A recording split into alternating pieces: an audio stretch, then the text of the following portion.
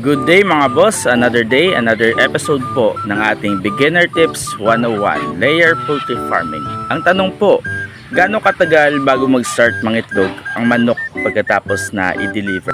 Sa mga bago pala mga boss na viewers dito sa ating page, kami po nagsusupply ng RTL po and cages. So ito po is for layer farming. Kami po is located sa Aklan province po dito sa Western Visayas. So sa mga gusto pong mag-order, message lang po kayo. So start po tayo sa ating topic. So gaano nga ba katagal bago mangitlog ang manok? Dalawang factor po mga boss. Given na healthy yung manok at maganda yung environment, so dalawang factor po tayo. Number 1 po is yung edad ng manok, and number 2 po is yung variety ng ating mga manok. So start po tayo mga boss sa variety. So pinaka-common po dito sa amin na mostly namin dinideliver is Decal White po and Lowman na variety po.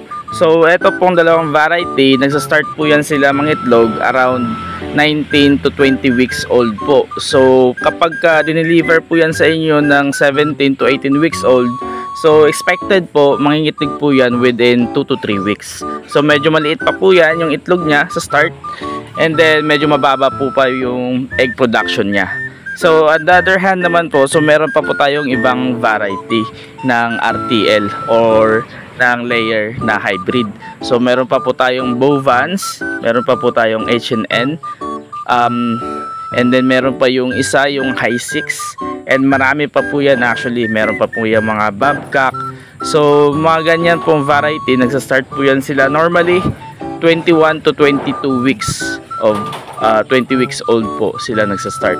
So kapag ganyan naman po, kapag dineliver po sa inyo ng around 16 to 18 weeks old, so expected po magsa-start po yan mga itlog within 2 to 3 weeks po mga boss So yan po, kaya pagka naghanap po kayo ng RTL, lalo na po sa mga beginner, importante pong itanong ninyo sa inyong supplier kung ilang weeks na po ba yung manok na inyong makukuha mga boss And isa din pong tip sa mga baguhan, kapag ka nag-deliver po sila, make sure po i-check nyo yung crown o yung palong po tawagin dito sa atin ng manok. So pwede po niya maging basihan if tama po yung edad ng manok. So mostly po yung kaya pong tumingin yan yung mga sabungero po natin na mga barkada. Alam po nila yan kapag bata yung manok or matanda na, based doon sa palong ng manok So yan pong crown, yang sa taas dapat po medyo pula na po yan, at hindi po yung puti or minsan po wala pa yan minsan Yan lang boss, thank you.